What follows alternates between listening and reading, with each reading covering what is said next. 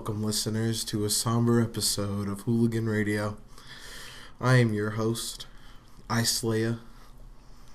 I'm joined to my left by the one, the only, Zaxi, and I know it. I'm here, and I'm ready to go. And to my right, I have Josh, the movie connoisseur. Hello. How's it going, guys? We're recording on the fateful day that our superhero god himself, Stan Lee, has passed. A sad, sad day. I want to kick off the discussion on Stan Lee and go with who your guys' favorite Marvel character is of all time. Wow. Huh. I would say before the MCU was a thing, I always loved Spider-Man. But I think since the movies have come out now, I really love Captain America. But Spider-Man when I was younger was a huge influence to me. I have always been a Captain America guy, before the MCU and during the MCU. I think actually Spider-Man would be my close second for it. I think it's no secret that Iron Man is my greatest influence. I constantly think about if I was Iron Man, what color my suit would be. What color? It would be black and gold, because I'm kind of a douchebag. So let's be real. It's pretty crazy, though, to think how one guy, came up with all of these characters. I mean, I don't know if he came up with every single Marvel character, but especially at the beginning, all the big ones that he helped or, mostly came up with all of them.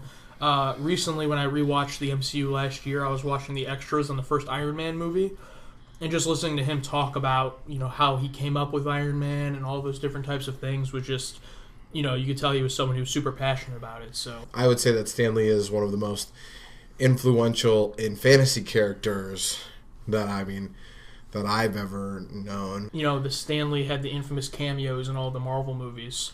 Are there any that stick out to you guys that you remember thought were really funny? I think that the one that stands out when you brought it up is the one where isn't he drive the school bus in Infinity War? Is it in Infinity War or is that in Spider-Man? It was in Infinity War. Yeah, so Spider-Man was on the bus. Oh yeah. Yeah. And that's whenever the one supporting character, I don't know his name, but everybody says I look like him, was like, "Oh shit, is that aliens?" Yeah. Stan Lee's like, "What's wrong with you? You never seen a spaceship before?" Yeah, that's pretty great. Zach, you have anything that stick out? I unfortunately can't remember what exact movie it is, but it actually might have been Guardians of the Galaxy, where he's in the spacesuit. Yeah, Guardians of the Galaxy Volume 2. Yeah, there was no reason he should have been there. That was the cameo that really didn't make a whole lot of sense why he was there, but they just had to throw it in there, and I loved it. Yeah, the one to me that really sticks out is actually outside of the MCU. It was in the first Amazing Spider-Man movie with Andrew Garfield. Mm-hmm. Not that great of a movie, but I loved his cameo. He plays a janitor, and Spider-Man is fighting the lizard guy, in the school. And then, they bust into the room, and you see Stan Lee but he has headphones on, so he's listening to, classical music. And there's just this huge fight going on behind him, destroying the whole room. But he's completely oblivious to it. I thought that was, the pinnacle for me of, his cameos and how funny they can be. I don't remember the one for Thor Ragnarok. He was the guy who cuts Thor's hair. Mm-hmm. Oh, really?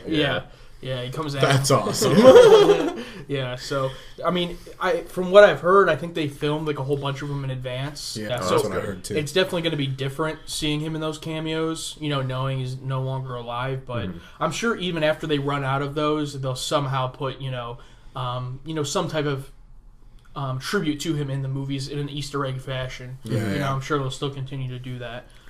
He didn't have a cameo in the most recent Fantastic Four one, right? Because that technically wasn't part of the MCU, right? Yeah, no, and not only that, but because he would still cameo in any Marvel movie, not just MCU. Mm-hmm. So that was the joke with that movie, was that even Stan Lee was like, "This isn't good. I don't gotta be here for this one." You gotta respect that. That's awesome.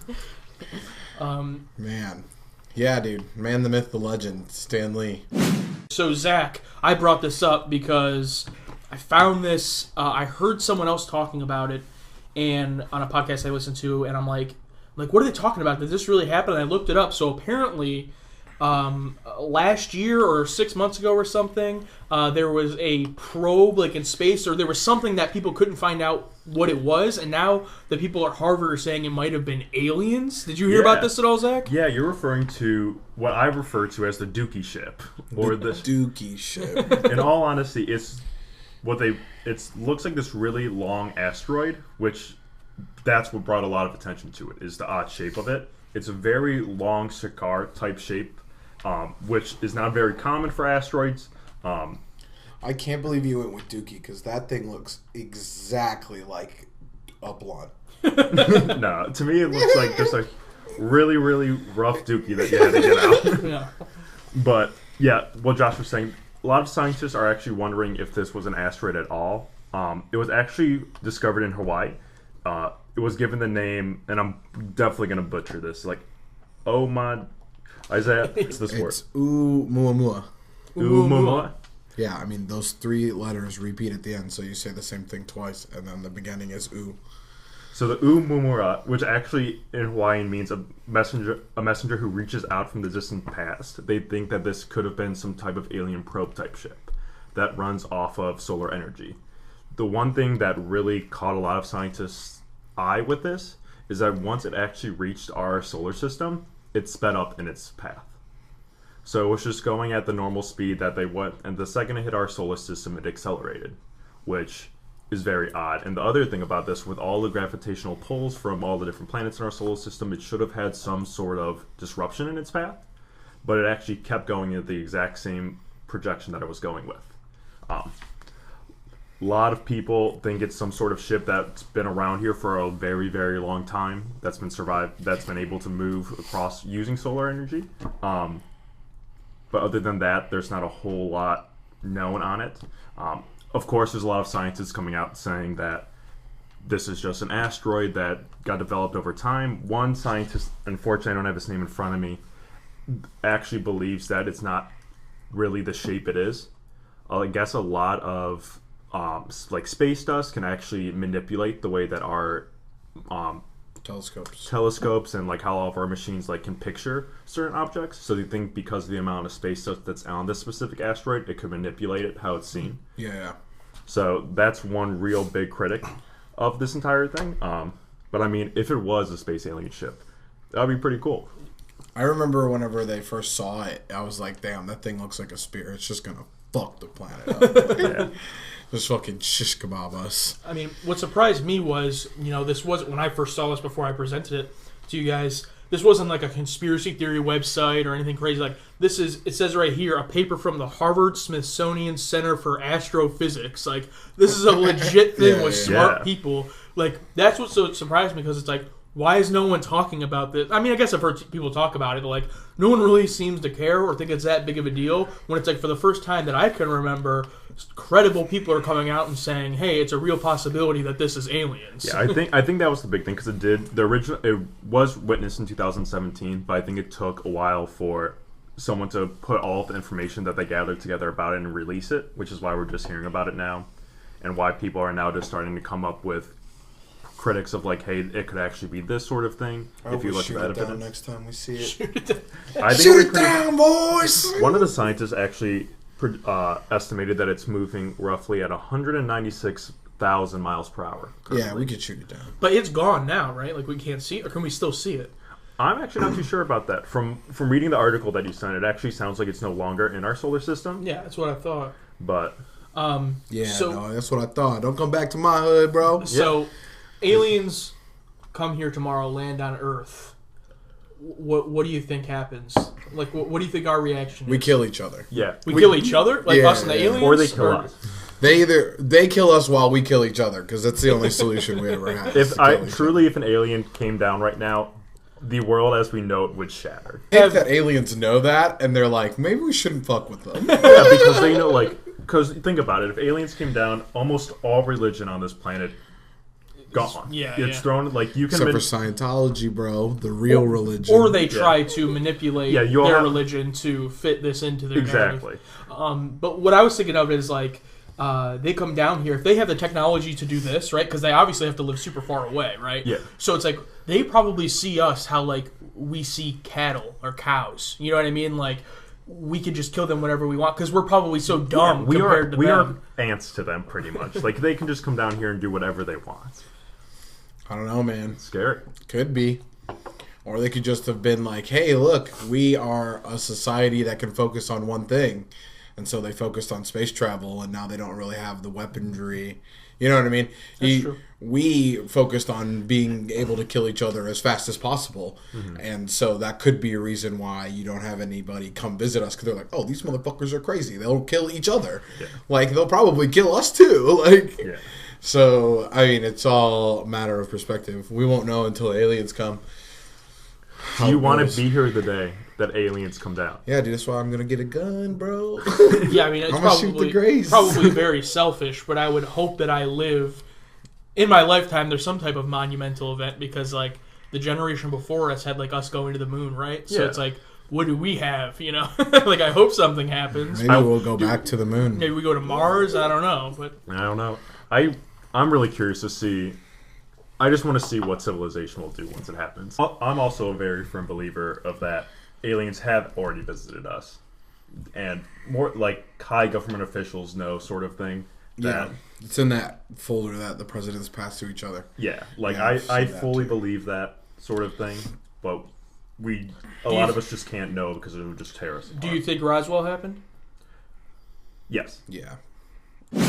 Fallout 76. This is another spin-off game from Bethesda. It's not a mainline game in the Fallout universe. I don't even want to make the comparison because people will rip my head off about it because there's a cult following for Fallout New Vegas. But that would be where they would be classified because New Vegas wasn't a streamlined Fallout game. It was just a Fallout game. So, from what Zach was saying is that there is security concerns going on in just the PC version, or... Well, at least from what I was reading through the articles, it seems to only be tied to the PC versions. Xbox, PS4, those all seem to be pretty safe as of right now, but for whatever reason, something's going on with the PC title. Yeah, so I guess allegedly that the PC version is super easy to be hacked. There isn't any anti-cheat in the package or stuff like that, which I understand, and this is where this doesn't really matter to me because, first of all, nobody read the licensing agreement whenever they signed up for it, so you don't know what you signed up for. Second of all, they wrote that open letter to the fans, like, there's going to be bugs in this, please let us know what the bugs are. So, like, they actively are looking at the game and what they need to fix. And then lastly, I don't know very many games that roll out. Most games that come out in early access don't come out with anti-cheat. So, like, it's just going to be like every other game where hackers will run rampant, and then the game will be shitty. They'll fix it, and then the game will be less shitty. And then the hackers will hack, and the game will be shitty. I mean, it's just a vicious cycle of making an online game. The big thing that caught my eye about it, though, is that, at least what that was reported when it was first released, is that a lot of their data that was going back was not encrypted, which allowed a lot of people to, like, find the location. You could, like, essentially find the locations of the players that you're playing with in the real world, which I thought was a very scary thing to even have in beta. I mean, yeah, but IP tracking is like a whole slew of actual steps you have to do. If I had your IP, it wouldn't be something I could just be like, oh, I know exactly where your house is and what room you're playing in. I mean, yeah, I would have your IP and I would be able to say what general region you are in, or maybe even down to the city. But, like, you have to be pretty decent at, like, looking that stuff up. And it's not like once I have your IP address, I can rip your credit cards or anything like that. We'll get to this later with your, Christmas list for the video games. But doesn't Fallout 76 come out, like, this week? It drops this... I thought it said that maybe the 16th or something? Yeah. Is that the end of this week? Is this week, yeah. So, I mean, like, they don't have a ton of time to fix this, right? I mean... Yeah, but they also... I'm not sure if it was... Like, I think I was talking about this with somebody. It was either Bethesda or Rockstar one of those studios said that their developers are working 100-hour weeks right now. Great. Yeah, so that would be brutal. I mean, I work a 40-hour week, and I'm like, I hate this. Yeah. Could you imagine working more than double that? But yeah, so they're definitely putting in a lot of hours, and the game is going to get continuous support. So I would imagine if the thing is true that Zach was talking about, where they can access your IP or whatever, that'll be the first thing they fix. They'll fix that on the day one patch. And then anything else will come from after that. Great, you install your game, then you got the day one patch. I mean, every game's got a day one patch now.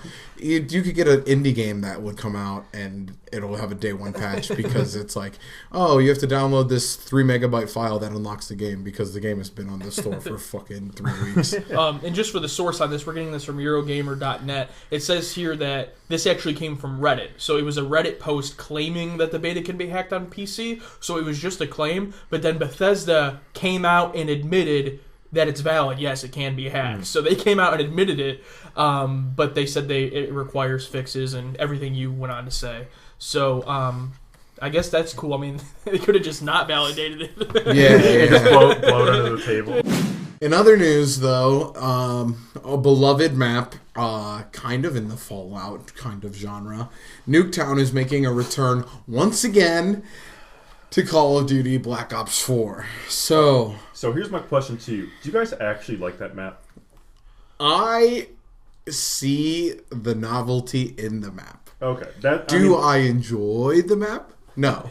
Is it my kind of map? No. Is it a lot of people kind of map? Yes. I personally rock a sniper rifle. You cannot rock a sniper rifle in a map that is the size of my apartment. I don't like, if I'm just playing regular team deathmatch or whatever I'm playing, I don't like to get Nuketown.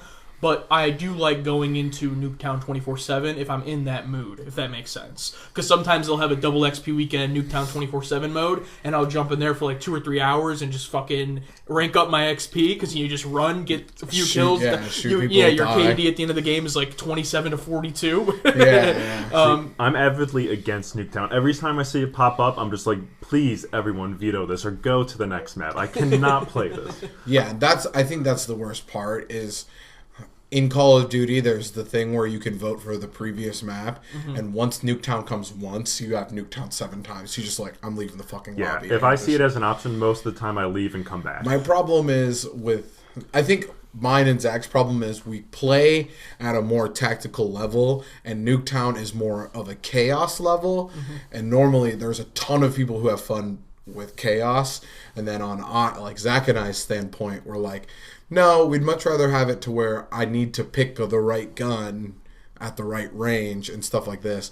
Where on Nuketown, it's like, okay, you have 4 submachine guns, pick one. Hold down the trigger when you spawn because you're probably getting spawn camped. Or just, I know where the spawns are. I can throw a grenade pretty much from any point of this map and hit you and kill you if I know the timing. All right. I'm going to get up on my soapbox, and I'm going to tell all of you Call of Duty players how to fuck right off, okay? Are you listening to me? I am. All right, you're on Reddit. You're out here like, oh, Call of Duty fixes spawns. But then your bitch ass is running lightweight with a submachine gun, running back and forth between spawns, and you're the reason why people spawn behind you. You are the cause. The game would be good if you didn't play like a fucking pussy. Diablo is... potentially getting a Diablo 4, but confirmed we're getting a Diablo mobile game. So that'll be interesting. It's brutal because it looks like a hardcore reskin of a Chinese mobile game that's out right now, and a lot of Diablo fans are livid about it because they thought they were going to get Diablo 4. But in the end... there's a leak that's saying that the Diablo 4 trailer was supposed to run at the end of that mobile game, and they pulled it last second because the devs weren't ready to announce anything. They didn't want to get anybody's hopes up, and that's why they tweeted that thing about managing your hopes. For anybody who cares on what my opinion is, I think that this is a wonderful move from Blizzard. It is definitely has a feeling like Activision played a hand in it, but... basically, all it's going to do is people are going to see a name that they recognize in Diablo or Blizzard. They're going to download the game because they're like, this is made by somebody who actually knows how to make games. They're going to play it. That's just going to generate some more hype for people who are going to get Diablo 4.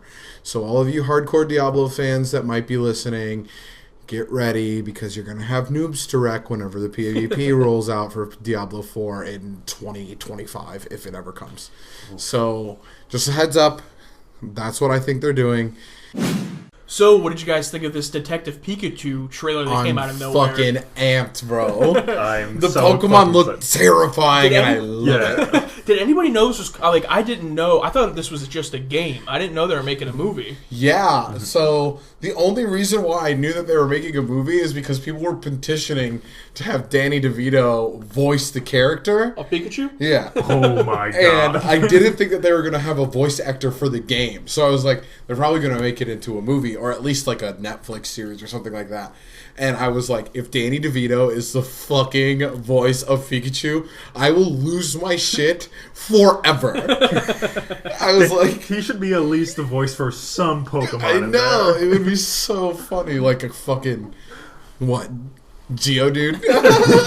But the Toy Story 4 teaser came out this morning. We didn't plan to talk about that because it's like literally a 30-second teaser. I don't know if you guys saw it. Yeah, it was it's like not, a fork. Yeah, it's not really anything. But that came out and I went like, oh, that's the big trailer for today. You know, it's Toy Story 4 teaser. And then this thing comes out and I was literally like, wait, what? Like I didn't believe it at first. I'm like, what is this? I thought it was like a parody or something. Dude. But then I heard Ryan Reynolds' voice. I'm like, this is like a real movie. I'm trying to look up the budget right now because it looks really good. Like, they put a lot of money into it. That fucking Jigglypuff is so terrifying. Oh my god. But also so me. Like, I was, in the moment, I was like, I should just screen cap this scene and make it my desktop wallpapers at work. See, the Mr. Mime part, that's the part that messed me up. I was like sitting there, I was like, that's when I was just like, oh man, I'm excited for this movie. He's too human looking. Because there's gonna be a lot of comedy in this movie, and I think that's what's gonna be the best part with it. Yeah, like I got kind of like a Ted vibe from Pikachu, but not like insane rated R or anything. Yeah. But just the same vibe where he's kind of like the comic relief of the movie. But I can't find. I don't know if they haven't released a budget yet. But it has to be a pretty decent budget for how good it looks. What do you guys think about how you've kind of already talked about it, but how most of the Pokemon are like furry in this movie? Yeah, that's been throwing a lot of people off. Super weird, but it's like, also like that's how they probably would be. Yeah. And also like Jigglypuff, like do you want some weird flesh-looking thing, like looks like a testicle or something? Yeah. I mean that's how Mr. Mime looked with his face. Like he looked like he was just skin, and I was just like, oh. Charizard looked like a fucking demon. I was like, oh, what the fuck? Yeah. Avengers 4, The Hollywood Reporter came out this week and said that as of right now, the Avengers 4 is 3 hours in runtime. Avengers 3 Infinity War was 2.5 hours, so this would be significantly longer than that. The co-director Joe Russo said that it is the longest Marvel Studios film ever, but the length could change. So they're not done editing it or anything like that. My question is, to you guys, how long of an Avengers 4 movie would you watch? How long would you accept? I would. That's a hard question for me because I rather have a longer movie if it means the story's all there. The worst thing is when movies go, this is like 2.5 hours long, we need to cut this back half hour, and you take away a good portion of the plot or a good portion of building up the movie. And I hate that. I'd rather have them come out and say, this is going to be a long movie, but it's going to be everything you want in this movie. Well, I agree with Zach on his point. I think that once you go over 3 hours, you start to push the spot where people can't sit still that long. What am I going to have to see Avengers twice because I have to piss in between or something like that? Yeah, that's what I was going to say. I'm not about to watch 6 hours of the same movie. Mm-hmm. Yeah, that's what I was going to say is I saw Avengers Infinity War twice in theaters, and both times I had to pee during the film. And that was only 2.5 hours. So, you are going to have to pee. There are some people out there that can hold it or have bigger bladders than I guess I do. But I pee during 90-minute movies. But but as far as Avengers 4, I think 3 hours sounds perfect. Avengers 3 was 2.5 hours, and I felt like that was right about where it needed to be. I was never bored. So I think Avengers 4, if it pushes past 3 hours, it'll kind of be like, all right, do you need this? But I think right at 3 hours Because if you take out the 15-minute credits, even though you have to stay after the credits, which sucks, but if you take that out, the film would really only be 2 hours 45 minutes. That was going to be my next question. It does it include the credits and everything? Yeah, it would. So that includes the opening credits, the ending credits. Okay. But I think 3 hours. I'd be surprised if they go longer than 3 hours, but I also wouldn't be surprised if they cut it down to 2.5, just because. Kind of what Isaiah said. Most people do not like sitting for 3 hours in a movie theater. I don't, and I love movies, and I hate it. That brings up a funny story. I remember when the last Batman came out with Christian Bale. Me and our friend Scott went to go see it, but he got tickets to where it showed all 3 of them in a row. Ooh. But for whatever reason, and this was at a movie theater around us at Crocker Park, they did not pause for breaks in between. So the second the credit ended for the other one, it started the second one. Like, people were getting up and leaving to go to the bathroom, and it was just ba-da, and we're shit, and had to go back and sit down. Yeah, no, I've done that twice. I saw Guardians of the Galaxy double feature when the second one came out, and I saw Blade Runner double feature, and both times there was a 30-minute break in between. So I do not know why they would not have put a... Yeah, it was... I couldn't believe they didn't do it. It was ridiculous. They probably missed out on a ton of money too, dude. Because if you put an intermission there, everybody's like, "Oh, better go get some more stuff." See it, rent it, stream it. See it, rent it, stream it. See it, rent it, stream it. See it, rent it, stream it. Yo, check out them new digs for See It, Rent It, Stream It. It comes from Serger Burger, my boy Sergey from P-Town out here in the CLE. What up, Sergey? Thank you for the new theme. I love it. So we're going to get into what we've seen and what we've been watching and what's out to rent. So I went and saw Bohemian Rhapsody, the movie about Queen, more specifically about Freddie Mercury. You guys haven't seen this yet, have you? I have not yet. So we've talked quite a bit about it. Not going to go into any spoilers or anything, even though it's real life. What can you really spoil? I was about to say, can you really spoil that? It's a biography of his life. Yeah. In the end, they released Bohemian Rhapsody. Spoilers. Yeah, you just ruined it for everybody. What I would say is, I was never really a Queen fan or a Freddie Mercury fan, but this movie I thoroughly enjoyed. I think it might be one of those things where someone who knows about Freddie Mercury a lot might have complaints like, oh, that's not how it happened, or this didn't happen till then. But since I knew nothing, and I was basically watching it like it was a movie, but knowing this guy was real, it was extremely entertaining. Rami Malek, who plays Freddie Mercury, it may have been the performance of the year, in my opinion. And it's really a story about Freddie Mercury. I mean, it is about all of Queen, but it's really focused on Freddie Mercury. And the performances are really good. I thought this was much better than A Star Is Born in that sense. I thought it was really great. So I highly recommend seeing it in the theater, if for nothing else. The performances in the movie, the concerts were, I thought, amazing. Some of the best moments in the movie. So that's one thing I was actually going to comment on. I haven't seen it myself, but I did see a side-by-side where I don't know what concert it was in the movie or what concert it was at all, but it showed when the actor in the movie was doing it as well as the actual concert, and they tried to get it exactly identical. And I thought that was really cool. Yeah, I believe that was the Live Aid concert that they did where it's outdoors. Yes. Yeah, that's a really big moment in the movie. And yeah, I did see that video as well. I didn't realize that either, obviously. So that is really cool that they went that far to do that. Yeah. I think that was one of those really big concerts where there were a bunch of bands playing, and Queen was one of the bands. But yeah, really great movie. It's a little over 2 hours, so tad long, but nothing that's get this over with. It was. I was thoroughly into it the whole time. So I had an interesting discussion about this movie. I don't remember who it was with, but they were talking about how this movie was slated to be completely different. It was going to be almost borderline depressing about it, and then they scrapped the whole thing, and it ended up they decided to do it more like a puff piece on them. I don't remember who was telling me about it, but I think it would be interesting to see both versions of the movie. I don't think it'll happen. Yeah, so the original person playing Freddie Mercury was Sacha Baron Cohen, who played Borat. And he wanted to make it really dark, right? Really realistic. And the reason that didn't happen is because Queen had to sign off on the movie, and they didn't want to do that. They wanted it to be more of an upbeat, hopeful, crowd-pleasing movie. So Sacha Baron Cohen left the project. That's when Rami Malek came in.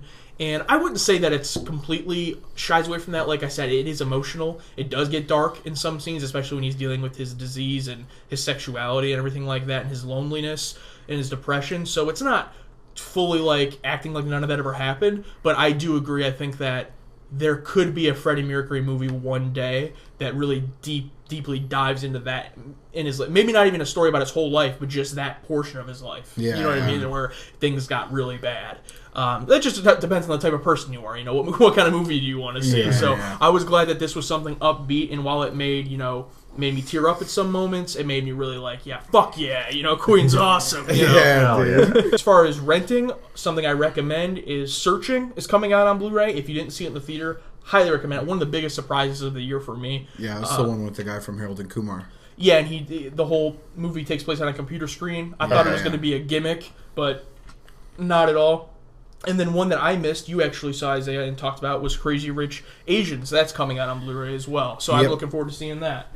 Yeah, I think we talked about that on a See It way back, but it was pretty good. I mean, I'm not a rom-com, but if you're a rom-com, then get in there and do that. Not if you're a rom-com person. If you are a rom-com. If you're living in a rom-com right now, or want to live in a rom-com. That's a movie that's actually coming out next year. It's called Isn't It Romantic? It's with Rebel Wilson. No, where she hits her head and then she's living in a rom-com. Anyway. Nice. Wait, what is that movie? Isn't that 50 First Dates? It's called Isn't It Romantic? I finally convinced my mom the other day to rent Heredity. Mm-hmm. Hated it. Absolutely hated it. Sandy Did she watch the entire thing? She watched the entire thing. Sandy knows. She was like, there was not enough jump scares. I was like, that's the point of it. Yeah, well, if that's what you want going into it, you're going to be disappointed. Mm-hmm. Yeah. Well, I found out that the hit show The Wire is on Amazon Prime Video. I guess it was big in the generation before us. It definitely, I think it was like in the 2000s, maybe before Early that. 2000s, yeah. Yeah. But wow, it's so good. It was originally on HBO. They've got some interesting people in it. Idris Elba is in it. Michael B. Jordan is in it. There's a lot of other people who I don't recognize, but I just knew them because of the things that they've been in recently. But this looks like it's probably where they got a big portion of their start. It's Michael B. Jordan must have been like really young. Yeah, he was really young in it. But it's a crime drama where you kind of follow the police that are chasing these drug dealers and the drug dealers, like specifically dealing with like finding out that these cops have a wire on them, and this was like when wiretaps and all that kind of stuff was like a newer ordeal. And it's really good. I think if you have Amazon Prime, you are really missing out by not watching it. The episodes are an hour. The first season is spot on. I was telling Josh that the second season you'll find out that they definitely got booked for more than one season after that, because they really you're like, oh, they're taking a long time to set everything up. They're going for the long haul, and I think all of the seasons are available for Amazon Prime subscribers. Yeah, no, I've been so engrossed in movies. On top of going to see movies and trying to catch up on my list, I also have been watching the Rocky movies for the first time. Because I've been doing a series on my YouTube channel. So as far as like shows on streaming, I haven't been watching a ton. So I've been watching Adam Ruins Everything. I love that show. Just like before I go to bed, it's just something to put on, and it's hilarious.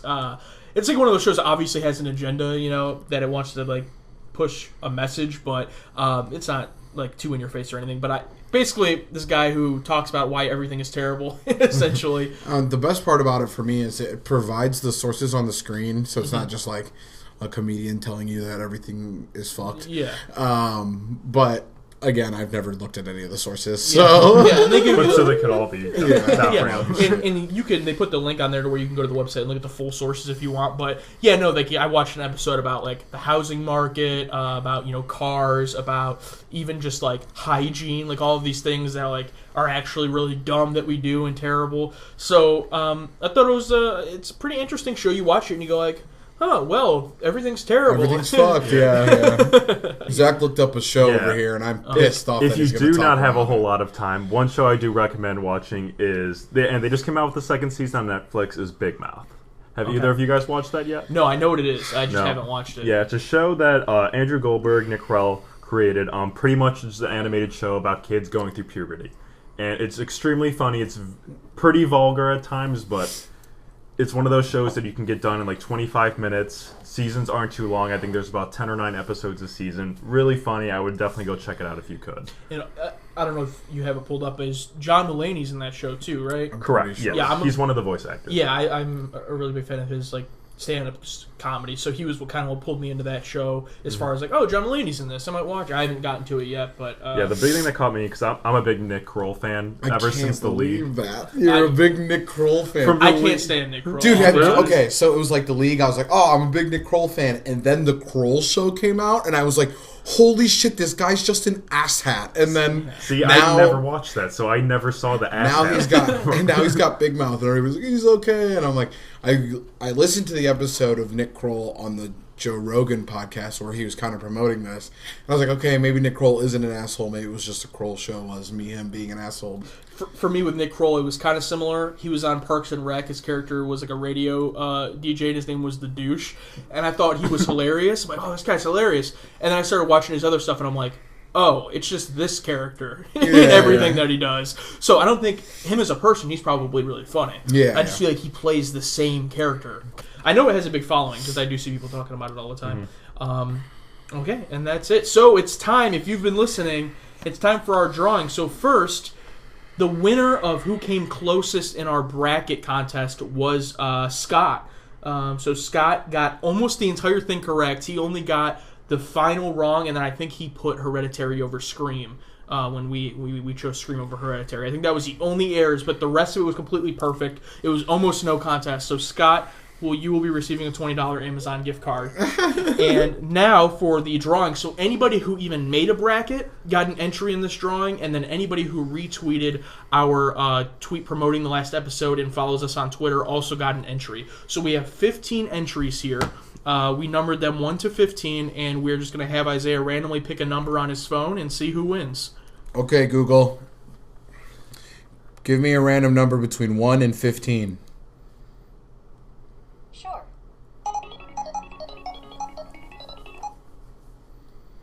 13. 13 it is. 13 is at Fernanimal20. FERNANML20. So, if that's you and that's your Twitter handle, reach out to us on Twitter. Send us a DM. Are DMs open? I don't know. Send us a DM and just say, hey, I won the contest, and we'll send you that $25 Amazon gift card. Yeah, Scott, and if you think you're going to get away with me just sending you an Amazon gift card, you need to DM us too, boy. Well, I feel like Scott already knows that he won. Yeah, so he kind of knows that he already. It looks like the winner of the contest, her name is Fernanda. So congratulations, Fernanda. Thanks for listening. Thanks for retweeting us. Appreciate it. So today I'm going to go into the great story of America's Loch Ness, or also known as Champ, or other for the locals called Champy in the area. Champy. That's my boy. Champ. So in American folklore, there's a tale of a lake monster that lives in Lake Champlain, which is a nearly 125-foot-long body of fresh water. It's in New York, Vermont, and part of Quebec. Like I was saying, it's referred to as America's Loch Ness, closely resembling the Loch Ness Monster in Scotland. Over the last hundreds of years, there's been nearly 300 reported sightings. It's not the biggest known cryptid, but it's definitely one that's been getting a lot of attention. Some of the earliest reports actually date all the way back to Native American tribes living around the area. Both the Iroquois and the Abenaki speak of this creature.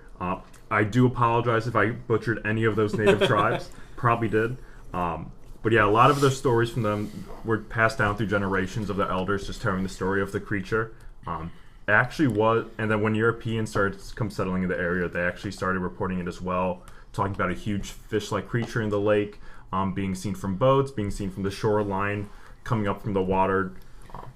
It wasn't until 1873 till it was actually taken somewhat seriously, where this was actually, I thought was really cool. P.T. Barnum, who you might know from his circus. Have you seen The Greatest Showman? I haven't, but I know who that is. Exactly. Yeah, I haven't seen it though. Yeah, he was American politician, showman, businessman. He actually came out in 1873 and put essentially a bounty on the head of Champy and said, if you can prove it or if you can bring me this monster, I'll pay you for it.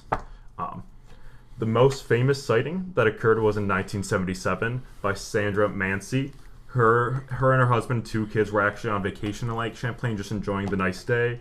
Her kids were playing along the shoreline. Her and her husband were just chilling around, watching. Her husband actually left for a moment to go get something from the car.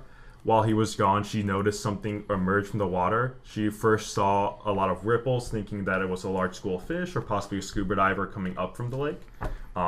What she actually then saw was this huge snake-like head come out of the lake. It looked at her and it was just like starting to sway around, looking around. Not during this entire thing, she never felt threatened, so she just stared at it for a couple minutes. It was until her husband came back and actually screamed at them to get back in the car that it actually started to seem like it was getting agitated. When they were returning back to the car, she was actually lucky enough to snap a picture of what she thinks the creature is, which we'll post this just so everybody knows what's going on with it. Yeah, it looked like a dinosaur, yeah, bro. It looks fucking crazy. Yeah. If I saw that, I would first think it was a huge snake, and I'd be like, I'm out this bitch. I'm leaving. No way, dude. That thing could eat you in 2 bites. So that doesn't. I mean, it's hard to tell like the proportions of it, but it doesn't look like it would be giant or anything. Like it looks like, I imagine like the Loch Ness monster, for example, to be this huge thing, right?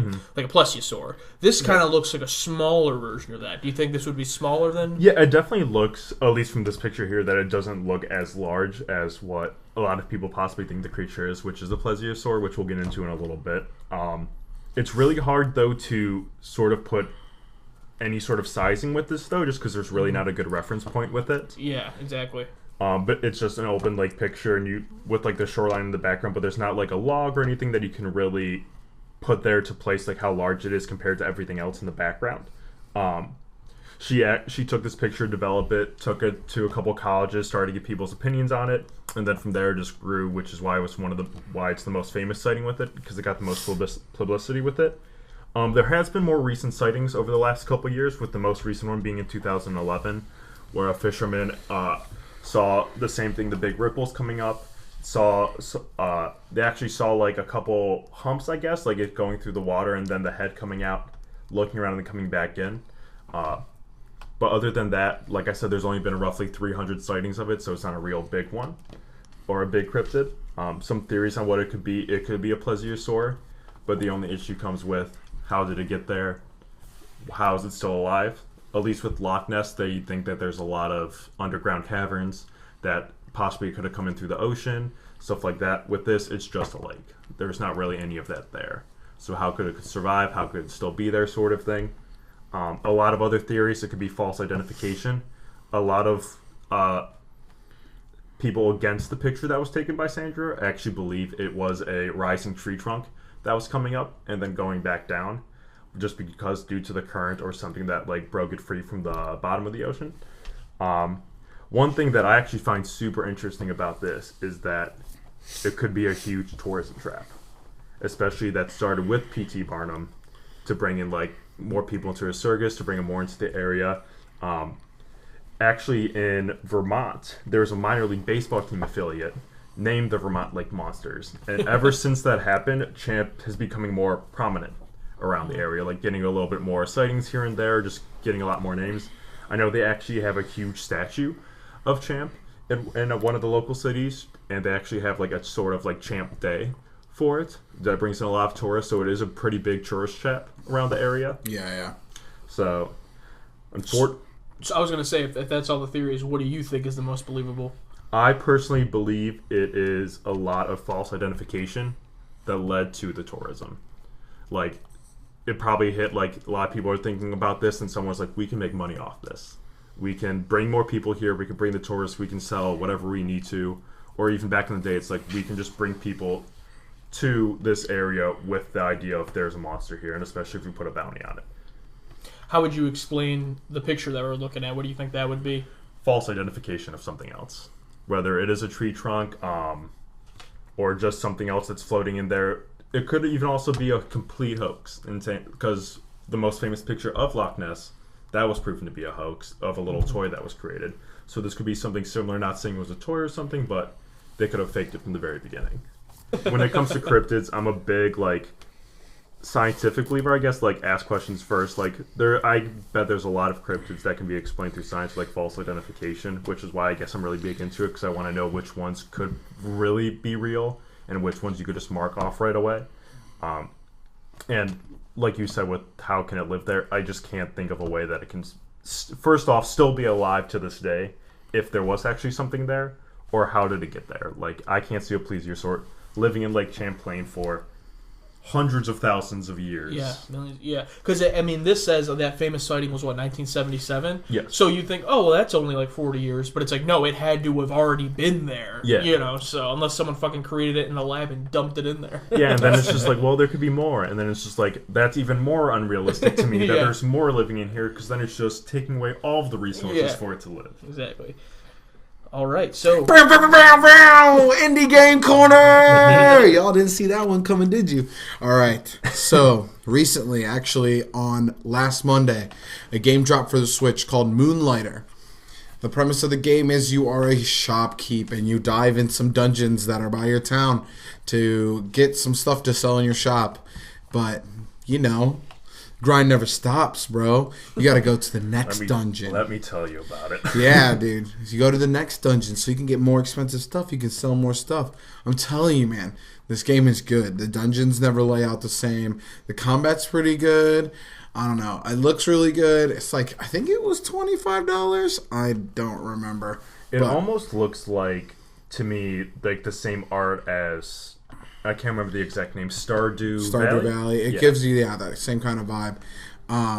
But yeah, so you're this guy. You're in charge of a shop in this town. It was like you're passed down through your family, and then through the money that you raise in the shop, you like try to revitalize the town. You got to fight these crazy bosses and to get these more expensive items, and people from the town come and buy them and all that kind of stuff. And then there's more mechanics later on, like people try to steal from you. You got to try to stop them. I don't know. I thought it was pretty good. The art's pretty cute. I think if you're looking for an indie game to play on the Switch, Moonlighter might be your guy. If you're looking for something kind of Stardew Valley with more combat, I liked it a lot. I haven't beat it yet. I'm on the cusp of it, but like I said, I've lost a ton of gaming time because of The Wire. And it also looks like it's on the PS4 too. Yeah, and it's also, I think it's on Steam too.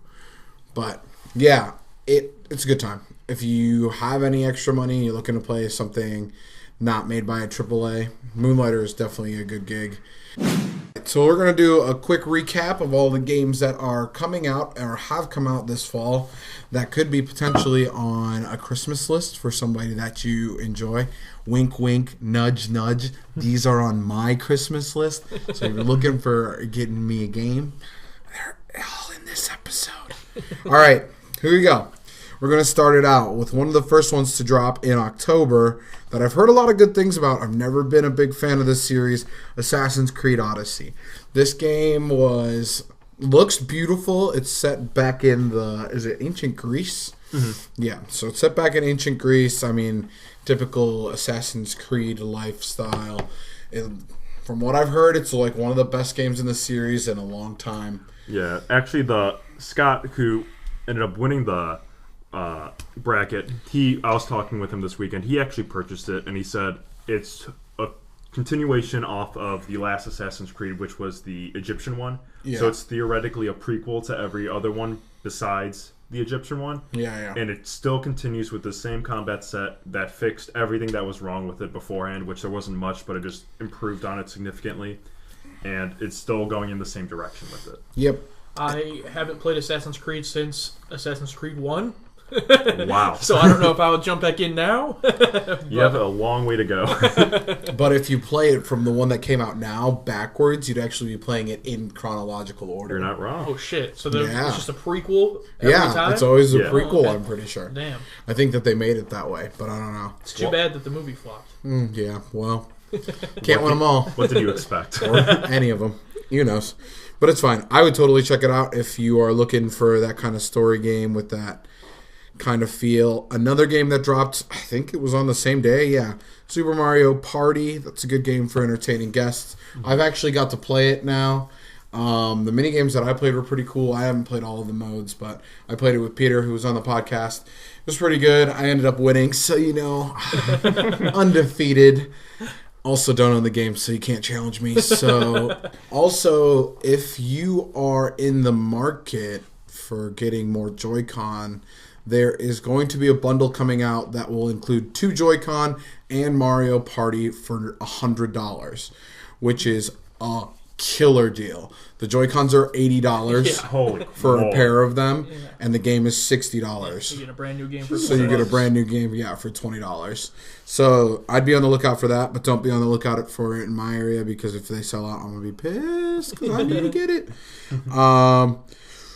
Another game that's come out, it's kind of a small game, but Call of Duty Blackout. It's not on my list, but it would be if I didn't already own it. If we didn't Actually, purchase it the day it came it's out. on my list. If you buy it for me, I'm just going to give it to Zach so we can play together. I don't have to hate him as much as I normally do. So Jesus buy it Christ.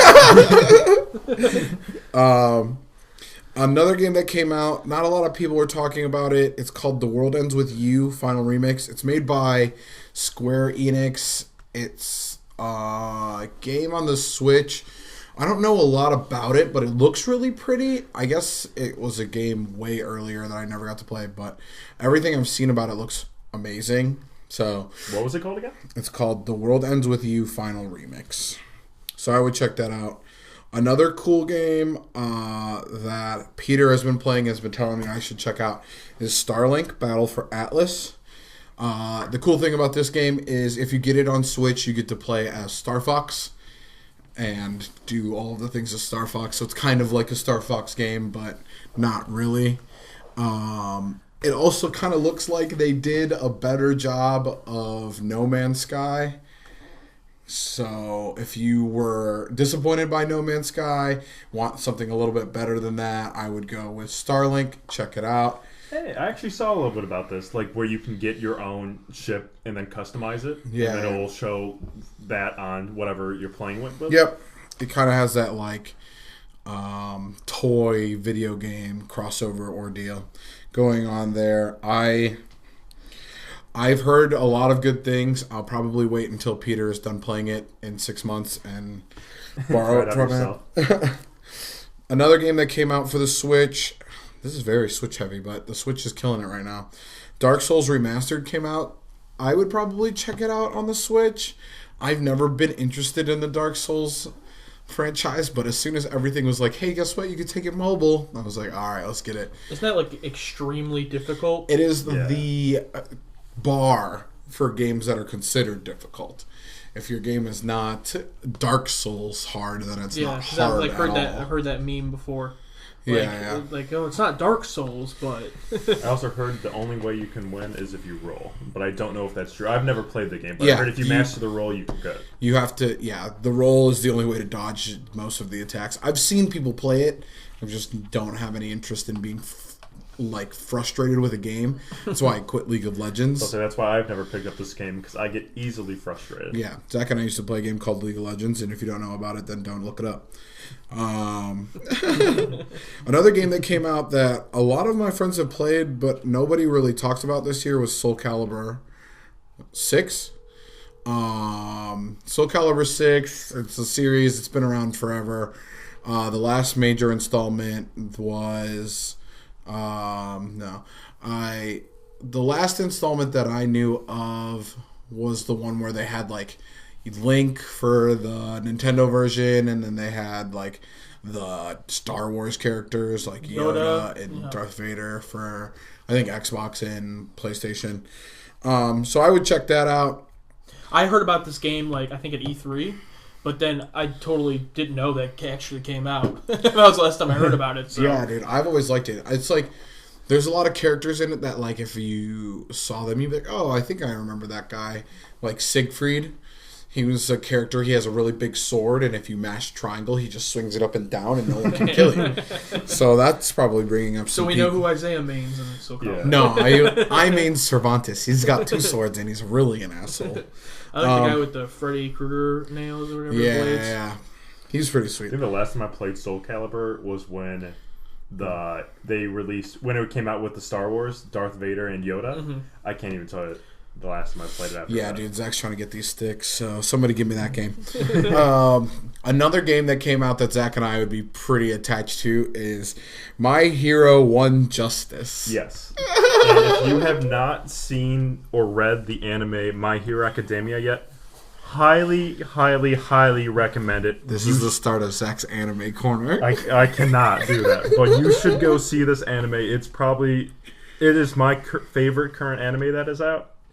Red Dead Redemption 2 came out. I've never been a big Rockstar fan, and I'm also not a Western fan, so this one just flew right on by me. I love the amount of funny videos and memes that have come from this, and that's all I need for it. I keep feeling like I'm left out. Like, I'm glad that you guys feel the same way, because, like, this game, I read an article that had the biggest opening weekend for a game ever, and, like, I didn't even know that Red Dead Redemption was that big of a deal, and then it comes out and everyone's freaking out about it. I do have to say, I did play the first one, and I thought the first one was a phenomenal game. But like how Isaiah was saying, I'm just not a big Western guy. There's something about it that really doesn't draw me into it. I was like, yeah, the first one was a good game and everything, but I just can't really get into the second one as of right now. Yeah, I just fucking don't. I don't know, man. I'm already have a backlog of games I'm trying to catch up on to play, and I can't devote 60 hours to this game. I have right a now. weird obsession with competitive gaming right now, so yeah. 60-hour game, 160 hours of downloading it. I don't know. Not into it, but also it's going to be huge. It's something that a lot of people are talking about. If you can at least get it from Christmas or put on your Christmas list, it's worth it, I feel. Game that snuck by because everybody was sucking off Red Dead. There's a Call of Cthulhu game, the official video game. I'm 90% sure our friend Jeff has been playing it, but since you haven't been in the Discord, you haven't got to hear about it. So I'm interested. Do not know anything about it other than the fact that it is based in the... Who's the guy who writes that? Is it Lovecraft? Yeah. Yes. Lovecraftian universe. Mm-hmm. It looks kind of sick from what Zach is looking up right now.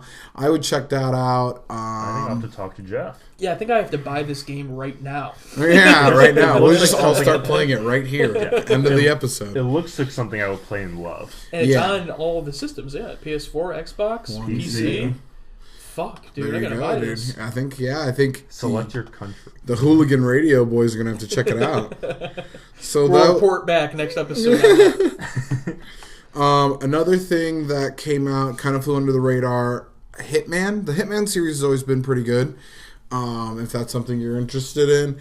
Hitman 2 will be coming out tomorrow. But Which would have been yesterday when this is posted. yeah. Which would be a negative 1 days of when this comes out. It doesn't matter, though, because it's going to compete with my favorite game of the year, the Spyro Reignited Trilogy. So I'm considering getting it, but also considering waiting because I think it might come to Switch. If I can get Spyro on my Switch, I'm going to be pumped. But I read an article that was like, we have no other platforms that we are interested in releasing it on currently. And I was like, what do you mean? Wasn't Spyro... I'm pretty sure Spyro, during the time, was a PlayStation PS exclusive. Yeah. But I'm 90% sure that it's coming out for Xbox Yeah, One. it says right here, yeah, Xbox One. So if they're going to do that, might as well do it all three, right? But Yeah. I always feel like the It might- Switch gets the bad end of the stick. Like, they always get the stuff a little bit later. Yeah. super excited for that, though, obviously. Oh, it's going to be sweet. That's an automatic buy. Have you guys seen the trailer? Like the most recent No, trailer? not the most recent The game looks beautiful. I am so excited. I might get the digital it tonight at midnight. Tonight at midnight, take off tomorrow. Just like the old Call of Duty games. What game will I delete from my system? I just finally deleted to get the most recent Call of Duty. I had to delete Destiny 2. There's not a single part of me that wants to play that game again. Every time I get a new game like that in a franchise, I just have to delete the oldest one I have. So, like, when I got this, I deleted Black Ops 3. So with Spyro, I don't know what I'll delete. Fuck, I should just get a hard drive. There you go. Yeah, I keep telling myself the same thing, and then I download these games. It's like, you can't get this yet. I'm Yeah. like, oh, I forgot it again. It's like, The best part is, like, even if you buy the physical copy, you still have to install Yeah, the whole thing, it's all so it doesn't deleted. matter. Yeah, exactly. Next up on the list, also coming out actually the day of this dropping, Fallout 76. I have zero interest. The last Fallout game rubbed me the wrong way, and I was not interested. I might watch people play it, but... Yeah, I've watched the trailers. I've watched a little bit of gameplay, and I'm not going to lie, I still don't know what's going on with it. All I know is that it's based in West Virginia, and I want to go to the Mothman Museum that's on the map. Hey, that's next year's trip, remember? Oh, yeah, we're going to go. It's going to be really weird. It's in September. Let's do it. All right. That sounds terrible, but I'm in. Oh, man. Okay. Well, other than that, let's see what we got. Oh, at the end of the week, we get Pokemon Let's Go Pikachu and Let's Go Eevee, which is going to be interesting. It's like a tech demo for what they might want to do with Pokemon in the future. I think that's also the reason why we haven't heard anything on any mainline Pokemon games. Because if this one does really well, then they might try to integrate stuff from this one into the new Pokemon mainline game. So I would look out for it. I'm personally not going to get it.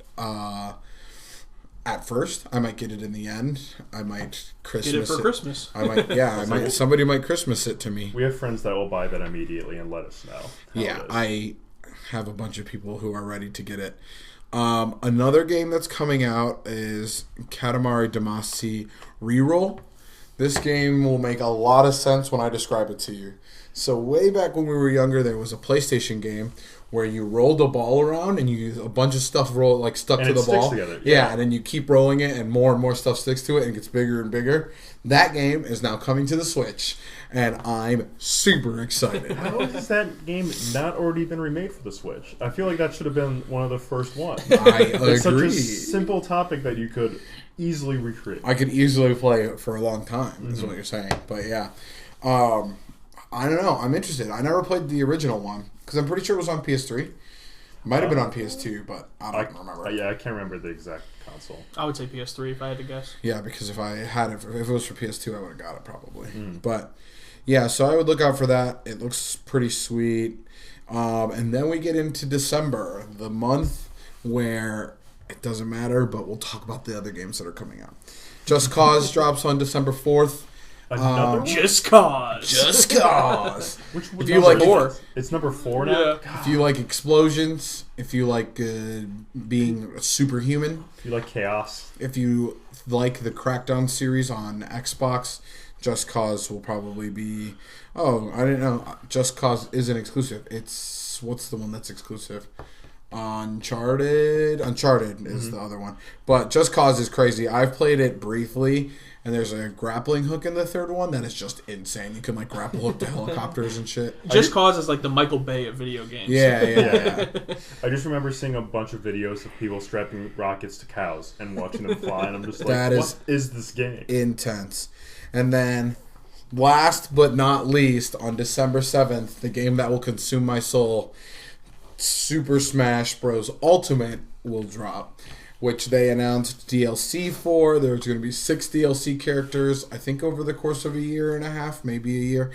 And the first one, if you pre-order the game, you get them for free, is the Piranha Plant. Yeah, and he has, like, you know how you can change colors on your fighter, and they, like, give him different things? His colors involve 4 different ways he is in a pot, and 4 different ways he is in a pipe. That is the best thing I've We heard. got to give Zach credit. You're the one that came up with it, right? In our Super Smash Brothers episode. And I would be lying to you if I says I wasn't amazed that he's actually coming out. Yeah, and then his, like, smash, so when he gets a smash ball, Yeah. he turns into the big Petey Piranha Plant, and he has Wow. cages, and the only thing that they said in the direct was, you don't want to be caught in one of those cages. That is amazing. I was like, no way! That's Man. so cool. God, I'm so happy. But yeah, dude, so those are all of the games that are coming out that have piqued my interest. There's some other indie games that might be coming out. I think the one that I'm really waiting for, and then probably be the next time I get everybody with the Indie Game Corner, is Wargroove. If you ever played the games Advanced Wars, where you were like, you had your little army and you could move each one of them a certain amount of spaces and stuff like that. Wargroove is that, but like how Stardew Valley kind of expanded on the Harvest Moon game like aspect. That's what Wargroove is looking to do with Advanced War. It's made by the same company who makes Stardew Valley, Chucklefish Games. They are amazing. They are probably one of my favorite indie studios based out of London. So when that comes out, you'll get to hear from me. Other than that, I don't think I have anything else on the One Christmas. game I wanted to bring up that we didn't talk about already actually came out last month, and me and my girlfriend have really been wanting, so it would be high up on my Christmas list, is Lego DC Supervillains. So we're currently playing through Lego Incredibles right now on our Switch. Yeah. And I told her when we beat Lego Incredibles, we can get Lego DC Supervillains because it's like Lego's one of those things where you can only play like one at a time. You know, because once you get a new one, you're never going to play the old one. So we really like the Lego Incredibles right now. So we're definitely looking forward to getting the DC Supervillains one. That looks really cool to me. Another one that I'm actually surprised you didn't bring up, but I can understand why you're not into it, is I know Battlefield 5 is coming out. Yeah, I thought you guys wouldn't notice. Battlefield 5's coming out. It's going to be cool, I guess. But they said it's not going to be a full game, unfortunately. Yeah, they're not dropping their Battle Royale until March, so why would I even buy it until March? Yeah, exactly. Mm-hmm. Oops. I've never played a Battlefield game, so I'm not going to start now. One game that it's kind of under the radar. I mean, this franchise hasn't really taken off yet, so we'll see what this one does. But Just Dance 2019. I'm sorry. Just Dance 2019. We're like to thank American Spirits, who we got to see last night in how was Elyria. that? It was awesome. It was great. There wasn't a lot of people there, but hell of a show, always. If you are in the Elyria, Ohio area, I would definitely recommend going out and checking the venue, Blank Slate Elyria. Very cool place, brings in a lot of local artists, a lot of local art as well. I actually pretty sure that place is run 100% off of donations. Yeah. Which I think is a really cool idea and a concept. It's like right on Kersetter Way. It's like right in the heart of Elyria. When we went, I'd never been there before, but it was really cool. Yeah, it was a good time. But yeah, definitely check that place out. Check out whatever shows they got going on there. Yep, American Spirits killed it. The Phones killed it. Unfortunately, I can't really remember the name of the other bands there, but everyone killed it yesterday. It was good times. So thank them for Blanket Forts, our opening and closing theme. We are now on, let's try to name all the places. We are on SoundCloud, YouTube, a little delayed on YouTube usually, iTunes, Google Podcasts. And now Spotify. Spreaker. Is that all? Am I missing any? I think that's it.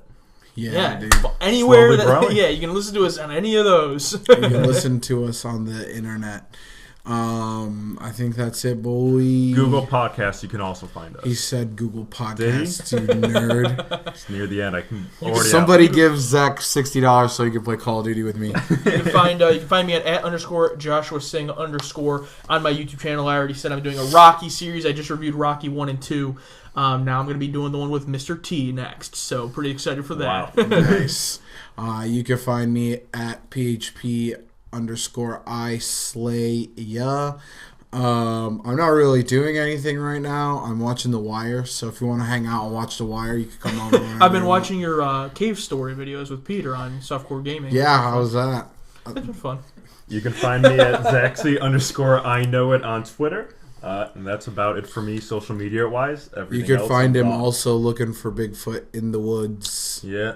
Long time. I shouldn't say it's super long Long ago. Time ago. But a couple months ago, we brought up Denver Wiggleman, which was the politician who was getting a lot of talk about because of his Bigfoot erotica.